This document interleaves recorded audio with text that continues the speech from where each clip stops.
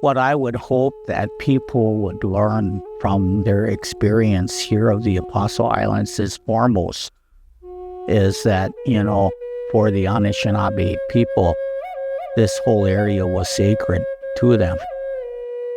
This was our homeland. This is where we were supposed to be. This is what our spiritual people and our medicine people and the Creator had for us to be in this area, to be able to, depend and live off the water.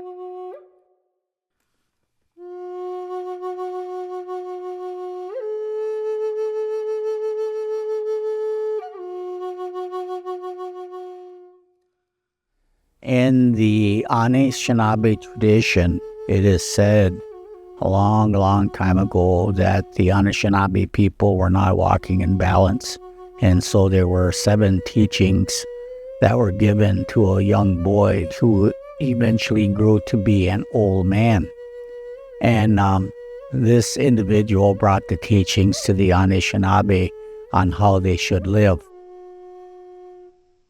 These teachings are so important for us to follow and listen to, and to practice each one of these teachings as they apply to the Apostle Islands.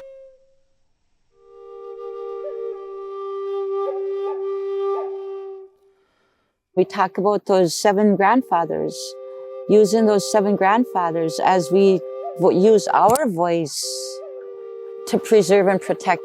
It's a way of life for us. And those are the teachings that we can give to our children today. So it's not protection for me, it's protection for 7 generations ahead. I'm amazed at our ancestors and what they protected for us in these areas and what treaties have been signed to protect for generations to come.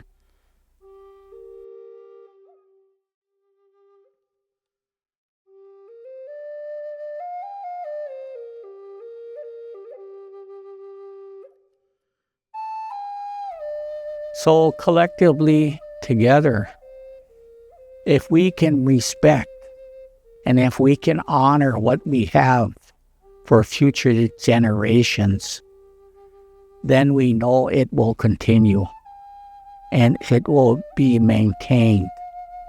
The National Park Service, they're preserving the National Lakeshore. That's a very important part. It's a really amazing opportunity, I think, for the Park Service and a responsibility to care not only for everything that's here, but to really help the people around these places be a part of that as well, so that everyone realizes we can't do it alone. Our responsibility is always thinking about 7 generations and beyond, and what it means to respect and care for a place, and how to do it together. We think in terms of the 7th generation. And by thinking of the 7th generation, we're thinking for the future of the Apostle Islands, what do we want it to look like? And so when visitors come to the Apostle Islands, I'd like them to experience that beauty and think about the Apostle Islands in the future. How important it is to maintain what we have. This was a gift